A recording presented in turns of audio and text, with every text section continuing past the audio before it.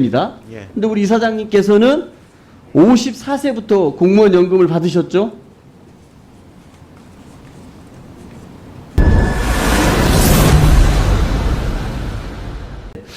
우리 이사장님 같은 경우는 공무원이시죠? 예, 그렇습니다. 혹시 지금 공무원 연금을 받고 계십니까? 예, 지금은 이제 받고 있습니다. 받고 계시죠? 예. 원래 받으셔야 할 금액보다는 한 50% 정도 예, 감액해서 받고 계신 걸로 알고 있습니다. 그 이사장님의 동년배 국민연금 가입자라면은 언제부터 국민연금을 받게 되죠? 몇 세부터? 지금 제가 61년생의 경우에 그러시죠? 올해 이제 58년생부터 아마 받게 되는 걸 것 같아요. 맞습니다. 그 이사장님과 동갑인 61년생 국민연금 가입자는 63세부터 연금이 개시됩니다. 예. 근데 우리 이사장님께서는 54세부터 공무원 연금을 받으셨죠? 54세부터 공무원 연금을 받으셨습니다. 좀 이상하지 않습니까? 우리 국민들 같은 경우에는 같은 출생 연도에 있을 경우에 61년생이면은 63세부터 받는데 우리 이사장님 같은 경우는 61년생이시지만 54세부터 공무원 연금을 받았습니다. 우리 국민연금의 재정 적자를 우려하는 목소리가 큽니다.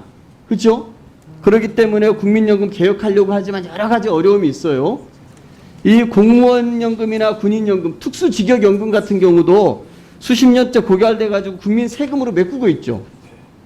예, 정부 보전금이 들어가고 있습니다. 예, 들어가고 있습니다. 그런데 국민들에게 소득 대체율을 낮추고 보험료를 더 내게 하게끔 하려고 하는데 공무원연금이나 이런 군인 특수직역연금에서는 노후 보장이라는 60세가 넘어서 받든 62세가 받든 65세가 받든 국민들에게는 그렇게 받으라고 하면서 54세부터 공무원 연금을 받는다라면 뭔가 좀 제도에 차별이 있는 거 아닌가 싶은데 어떻게 생각하십니까?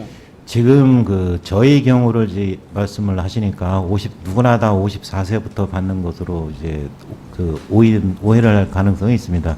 국민연금, 공무원연금의 경우에도 두 차례에 걸쳐서 개혁이 있었습니다. 제가 이 수급 개시 연령에 대해서는 종전에는 퇴직하면 언제든지 받을 수 있도록 되어 있었습니다. 근데 그것을 65세까지 늘려가는 과정이라고 보시면 되고요. 이게 2000년도에 공무원 연금 개혁을 하면서 그 당시에 점차적으로 이제 수급 개시 연령을 늘려가는 중간에 있다는 그런 말씀드립니다. 알고 있습니다. 네네.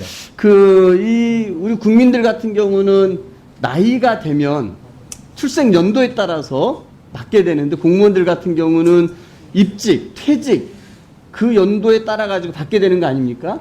저는 그런 부분에서 우리가 국민연금 개혁을 하려면은 이 공무원연금 등 특수직역 연금에 대해서도 이 국민연금과 비교해 봤을 때 과도한 혜택이 주어지고 있다라면은 이 부분에 대한 개혁도 필요할 것 같거든요.